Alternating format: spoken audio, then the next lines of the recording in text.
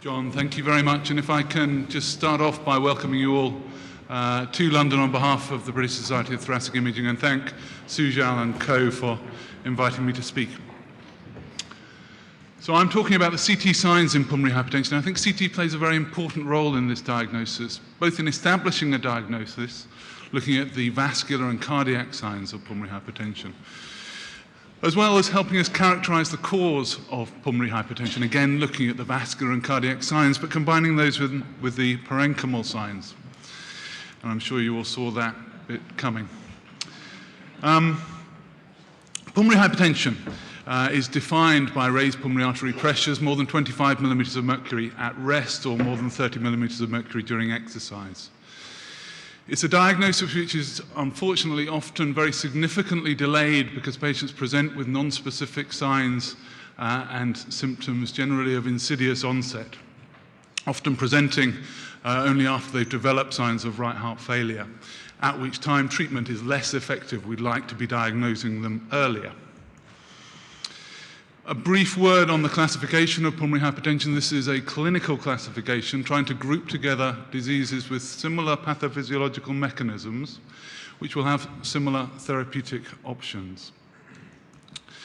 And briefly, it consists of those small vessel diseases of the lungs, which may affect predominantly the pulmonary arterioles, pulmonary arterial hypertension of a range of causes as outlined there. And then small vessel diseases predominantly affecting either the capillary or venous side of the circulation, pulmonary veno-occlusive disease or pulmonary capillary hemangiomatosis. Then there are the much more common causes of pulmonary hypertension, those secondary to left heart disease, those secondary to chronic lung disease and hypoxia. And of course, chronic thromboembolic pulmonary hypertension, increasingly recognized as a significant cause of pulmonary hypertension, which is potentially treatable if your distribution is appropriate and curable with surgery, and we'll mention more of it later. It is important that we try and establish a precise cause for the patient's pulmonary hypertension because that's going to have a profound impact on their therapeutic options. And we have a range of imaging modalities available to us. Imaging plays a key role in establishing a cause and diagnosis of pulmonary hypertension. We have those different imaging modalities which can provide us variously with functional or structural information or a combination of the two. I'm obviously going to be concentrating on CT. And I think CT is really important because it is a very widely available technique. It's easy to do, it's relatively cheap to do, and it's very quick and well tolerated by the patient, just a few seconds of breath hold. It gives us excellent spatial and contrast resolution, gives us images of the pulmonary vasculature, images of the cardiac structures, as well as, of course, images of the lung parenchyma. So it's a comprehensive assessment it gives us. It does carry a radiation burden, gives us limited functional information, far less than MR will give. And I think we need to see it as complementary to MR. The gold standard in establishing a diagnosis of pulmonary hypertension is obviously the invasive right heart catheter, an invasive technique, quite an expensive technique to perform, takes time, takes a day case admission. So what we're striving to do is achieve an accurate diagnosis, or at least select a highly selected group of patients with high likelihood of pulmonary hypertension who should be undergoing further invasive investigation. And CT, I put to you, as a powerful technique in that regard. It's widely performed, both in patients who may have suspected pulmonary hypertension, those who have risk factors for pulmonary hypertension, and those with just non-specific symptoms who are walking through the door. As such, I think CT can help us establish a diagnosis early and potentially help us institute relevant treatment. So I'm going to start off by talking about CT signs which suggest a diagnosis of pulmonary hypertension, concentrating on those morphological abnormalities of the pulmonary arterial dimensions and of the cardiac structure. And many studies have tried to evaluate a normal range for pulmonary arterial diameter. A few of them summarized there. I'd like to highlight that one. which is a very large study, 3,000 odd patients from the Framingham Heart Study, are all supposedly healthy individuals without cardiovascular disease. And they established that the mean plus 2 standard deviations was 31 millimeters in transverse diameter of the main pulmonary artery. And I think that's probably the most robust number we can go on at the moment. Many studies have also looked at the ratio of pulmonary artery to aorta, indicating that that gives us internal correction. It gives us standardization for patient size, cardiac output, and potentially also for the phase of the cardiac cycle at which the images are provided. Most people would suggest that an upper limit of normal there would be a ratio of 1, and that's largely, again, confirmed by the Framingham Heart Study. And of course, it's an assessment which you can simply eyeball. You don't need to always get your calipers out. You wouldn't have had to there, and you certainly wouldn't have to there. Now, if we look at how useful those size cutoffs are, these are several studies which have assessed sensitivity and specificity of various different cutoffs over time. Important to recognize that the definition of pulmonary hypertension has changed over time, and therefore we should probably concentrate on the most recent definition of pulmonary hypertension, more than 25 millimeters of mercury, and look at that most recent study. It is unsurprising that if we look for a low cutoff, 27.6 millimeters there, it carries a relatively high sensitivity, a lower specificity. If we go for a much higher cutoff, 33, specificity is high, sensitivity is low. I'd suggest to you if we use the Framingham Heart Study cutoff, 31 millimeters, we're going to get a pretty good balance of high sensitivity, high specificity. Looking at cutoffs for pulmonary artery to aortic ratio, again, if we concentrate on the most recent definition of pulmonary hypertension, you can see if we go for a ratio of 1, it's got pretty good sensitivity, less good specificity, but if we push that ratio higher, 1.1, it carries a higher specificity. So really, it's a balance between sensitivity and specificity, exactly what cutoff we choose. Important to recognize that although pulmonary arterial dimensions can be helpful in establishing or suggesting a diagnosis of pulmonary hypertension, once you're in that pulmonary hypertensive range, you can see that there's a fairly random smattering of data points there. It's not useful in helping us to assess the severity of pulmonary hypertension. And that is supported by this study. It's actually an MR study, which has looked at serial follow-up in pulmonary arterial diameters in patients with pulmonary hypertension, showing you that they progressively grow, but that the change in pulmonary arterial diameter does not correlate with the severity of pulmonary hypertension. It rather correlates with the duration between initial and follow-up studies, so suggesting that change in diameter is more a sign of duration of your pulmonary hypertension than its severity. So far we've looked at studies which have looked at pulmonary hypertension in the round, all causes of pulmonary hypertension. If we concentrate on patients with parenchymal lung disease, and in particular those with pulmonary fibrosis, things get a bit more complicated because both the aorta and main pulmonary artery will dilate in the setting of pulmonary fibrosis in the absence of pulmonary hypertension. And therefore it's been shown to be a pretty unreliable sign of pulmonary hypertension in the setting of lung fibrosis, absolute pulmonary arterial diameter. If we look at the relative diameter, however, you can see here that it still does help us predict the presence of pulmonary hypertension. So move towards looking at relative diameters rather than absolute diameters. Exactly why the main pulmonary artery should dilate in pulmonary fibrosis, initially we would think it would make sense that that non-compliant lung is potentially stretching apart the proximal pulmonary vessels. I don't think it is that simple because there is no correlation between pulmonary arterial size and extent of lung fibrosis, either as assessed functionally or on CT. Recently, there's been a bit more emphasis on what information the more distal vessels could give us. Could they be more sensitive to the detection of pulmonary hypertension? And back in 1998, it was noted that in pulmonary hypertension, the presence of dilatation of the segmental vessels, so we got that inverse signet ring sign, was suggestive of the presence of pulmonary hypertension when you had at least 3 out of 4 lobes demonstrating that sign. And Anand Devaraj from the Brompton has recently confirmed those findings, showing they carry sensitivities and specificities as shown there, so reasonable values if there are at least 3 lobes involved with a arteriobronchial ratio of more than 1. And importantly, that sign applies not only to vascular causes of pulmonary hypertension, it also applies to parenchymal causes of pulmonary hypertension, so it applies in lung fibrosis.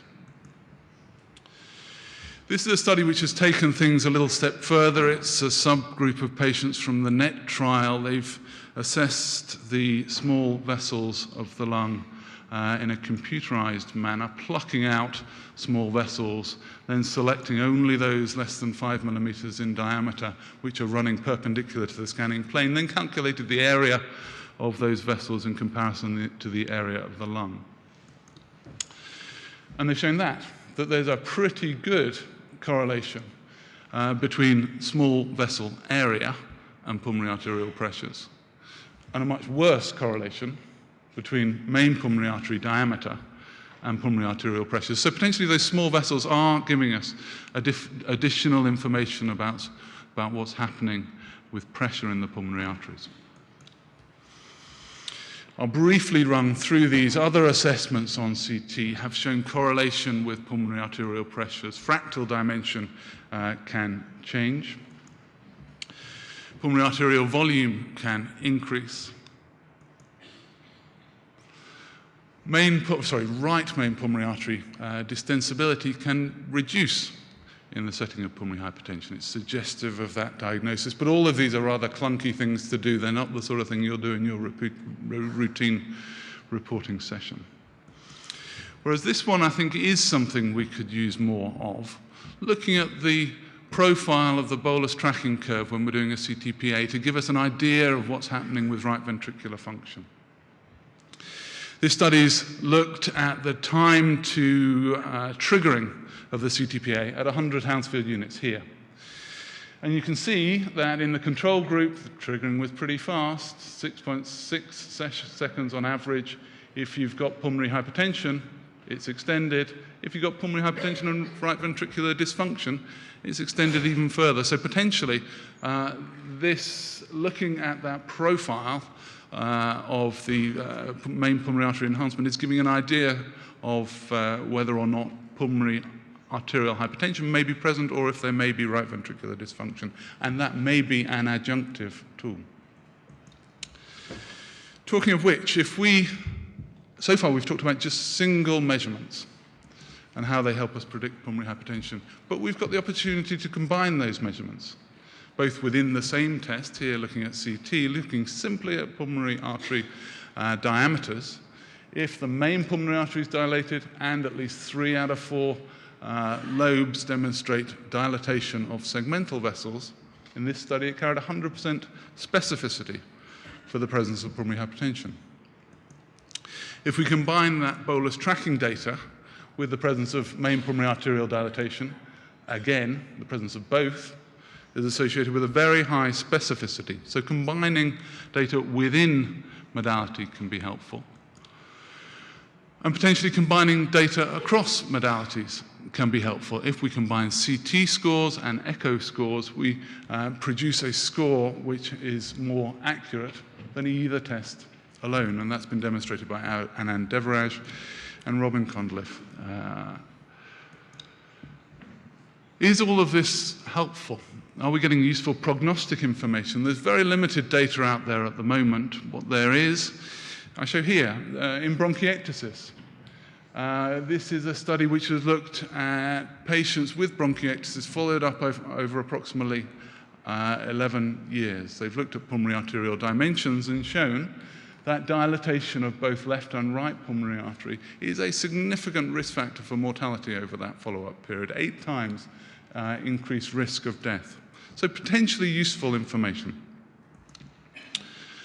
So let's move on from looking at the vessels to looking at the heart, and signs of right ventricular dysfunction on CT include flattening of the interventricular septum. There you see paradoxical bowing of the interventricular septum. Dilatation of the right ventricle, more than 4.5 centimeters or greater in transverse dimension than the left ventricle, or the same or greater than, with a ratio of 1 being, as I say, upper limit of normal. Those are useful signs taken in conjunction, particularly taken in conjunction with the vascular signs we've already described. There is some inter-observer variation in their assessment, although that inter-observer variation, interestingly, is slightly less if we just stick with the transverse plane than if we start maneuvering into 4-chamber views. And other signs of pulmonary hypertension will be hypertrophy of the right ventricle, more than 6 millimeters being reasonably sensitive and specific for the presence of pulmonary hypertension, as you see there. Pericardial abnormalities are also common in patients with moderate or severe pulmonary hypertension, independent of course. There you see a trace of fluid in the superior pericardial recess. You can see a bit more fluid. There you see a patient with gross right heart dilatation. And of course, we're used to looking for the presence of reflux of contrast medium into the hepatic veins as a sign of right ventricular dysfunction. Okay, with that, I'd like to move on from signs to help us establish a diagnosis to signs which can help us define the cause of pulmonary hypertension. I'm going to move through mediastinal signs, vascular signs, and parenchymal signs. So, of course, we should be looking at the heart on all of our studies, and we can identify patterns of chamber dilatation. There is clear left atrial dilatation in that patient. In keeping with mitral valve disease, we may see left ventricular dilatation, left ventricular infarcts, calcification of the aortic valve, all features suggesting left heart disease with secondary pulmonary hypertension. That would have easily been seen on an ungated study, pretty uncommon cause of pulmonary hypertension, admittedly, a myxoma. Now, even when we're fed a patient with known pulmonary hypertension, we believe that echo is a good test and should pick up all intracardiac shunts, and certainly you'd like to think it would pick up this one, quite a large ASD, but they can be missed when echo windows are very difficult. They shouldn't be. But other cardiac abnormalities can be harder for the echo technician to pick up. Patent ductus arteriosus, really easy to see on CT if we look for it, but can be difficult for the echo operator. It's important we should be looking at all of the pulmonary veins, confirming they all drain appropriately to the left atrium, because if they don't, as in that case, partial anomalous pulmonary venous drainage of the right upper lobe, both you cause over-circulation in your pulmonary circulation, predisposing to developing pulmonary hypertension, but also it's not infrequently associated with a sinus venosus ASD. So when we see partial anomalous pulmonary venous drainage, we need to be carefully scrutinizing the superior aspect of the atrial septum. A very uncommon cause of pulmonary hypertension there, that's sarcoidosis with very large compressive mediastinal nodes causing vascular compromise and pulmonary hypertension. But a much more common cause of pulmonary hypertension, systemic sclerosis, the radiologist is going to see that straight away and suggest the presence of systemic sclerosis as a cause. Now, chronic thromboembolic pulmonary hypertension, as I say, this has been under-recognized in the past, but is not an uncommon complication of acute pulmonary emboli. Up to 4% of acute emboli will go on to develop chronic thromboembolic disease with these endothelialized thrombi incorporated into the wall of the vasculature, some recanalization, some complex web formation down there. And of course, this is an important disease because if you've got a proximal distribution of the abnormality, the surgeon can carefully dissect out with an endarterectomy the obstructive lesions, resulting in physiological and symptomatic cure. So we need to be aware of the signs, which I'm sure you all are. Laminated thrombi, difficult to miss here on the right-hand side, including the middle lobe origin. Web disease, also very easy to pick up on CT. If we use the appropriate window settings, we need to see through that contrast column to be able to clearly see that complex web. And CT can not only allow us to diagnose the disease, it can help us quantify the extent of and distribution of disease. And as you're well aware, mosaic perfusion, very commonly seen in chronic thromboembolic disease, not always, and highly suggestive of the diagnosis. There are other causes which may cause mosaic perfusion. Not everything that blocks a large pulmonary artery is thrombotic. Let me just run through a few of those. Pulmonary arterial sarcomas, we see 2 or 3 of these a year. They're pretty uncommon. Usually unilateral or extend into the pulmonary trunk or main pulmonary arteries, often quite bulky like that, distending the pulmonary artery. Optimal treatment will be surgical debulking of that, much like an endarterectomy, followed by chemotherapy. This patient's alive 5 years after having that done. But not all tumours are quite so nicely circumscribed. Some are more diffuse and invasive into the lung like that, clearly not suitable for radical treatment. This patient has Takayashi's arteritis confined to the pulmonary vasculature. It's usually within the mediastinal aspects of the proximal pulmonary arteries, causes thickening and rather irregular interface with the adjacent fat. That's really uncommon. And of course, CT gives us optimal assessment. We can see the wall as well as the lumen, whereas angiography, we're only going to see the lumen. Fibrosing mediastinitis, you can see multiple hourglass-shaped stenoses of the proximal pulmonary vasculature, generally at the interface with the mediastinum and lung, and the associated calcified nodes in a patient with previous TB. We're used to seeing images like that on HRCT, intravascular metastases, not a difficult diagnosis. That, I think, is an important image. The patient could easily be confused as having chronic thromboembolic disease. There's lots of proximal laminated thrombus, dilated proximal vessels. But all of those segmental arteries are patent, well perfused. There was no mosaic perfusion in that patient. It's a patient with in situ thrombus from very sluggish flow in a patient with a long-standing ASD. Bronchial arteries can become dilated in the setting of pulmonary hypertension, particularly in chronic thromboembolic disease, where they can account for up to about 1/3 of blood flow to the lung. Can also occur in Eisenmenger's syndrome. And in the setting of chronic thromboembolic pulmonary hypertension, they tend to be a good prognostic sign, associated with a better outcome following pulmonary endarterectomy, perhaps because they're maintaining patency of the distal small vessel beds. So just finishing off, talking about primary or lung disease, lung changes. This is where CT, we know, is a very strong tool. We've talked about primary lung disease, the cause of pulmonary hypertension. It doesn't usually cause severe pulmonary hypertension, usually in the 30s and low 40s. And it causes pulmonary hypertension by destroying vascular beds and resulting in hypoxic small vessel remodeling. And we're all totally aware of the causes of those 2 patients' pulmonary hypertension. But in some patients, we'll see a degree of parenchymal abnormalities, but with very severe pulmonary hypertension, in the 60s here, millimeters of mercury mean, which suggests there's a combination of vascular disease, small vessel disease, and interstitial disease. Examples being particularly systemic sclerosis, small vessel vasculopathy, Langerhans-Hill histiocytosis with an associated small vessel obstruction, and sarcoidosis commonly have significant small vessel obstruction as well.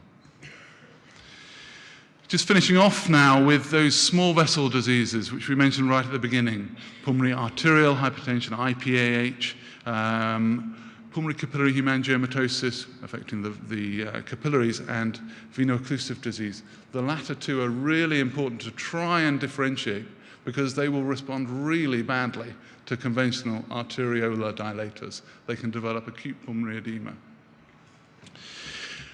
And I would say that certainly the CT signs overlap. But typically in pulmonary arterial hypertension, arteriolar disease, the lungs will look normal or demonstrate subtle heterogeneity. In other cases, we'll see more prominent centrilobular ground glass nodules, reminiscent of hypersensitivity pneumonitis, representing cholesterol granulomas histologically. Reasonably subtle changes. In pulmonary capillary hemangiomatosis, much more obvious changes, much more prominent dense ground glass nodules, more diffuse ground glass opacity, septal thickening, much more prominent. Veno-occlusive disease, again, much more obvious abnormalities, ground glass opacity, septal thickening. And it's the prominence of the abnormalities which should lead us to suggest the possibility of capillary/venous involvement and raise that possibility to our clinicians. And both of those diseases are commonly associated with mediastinal lymphadenopathy. Finally, neovascularity is a rather non-specific sign, again a pretty gross example of pulmonary hypertension. It tends to be seen in very long-standing disease and therefore most commonly seen in patients with Eisenmenger syndrome. This patient doesn't have that, IPH. So just briefly to sum up, I would say that imaging in pulmonary hypertension is multimodality. Different imaging modalities bring different things to the table, but CT is a very powerful tool, giving us comprehensive assessment. It allows us to suggest the diagnosis, particularly when we see a combination of the signs I've mentioned. We need to be aware that the reliability of those CT signs varies in different diseases, in particular in patients with lung fibrosis, where absolute main pulmonary artery diameters are less reliable. And we've talked about the value of CT in helping us establish a precise cause of pulmonary hypertension, but we need to be very systematic about our assessment. I thank you for your attention.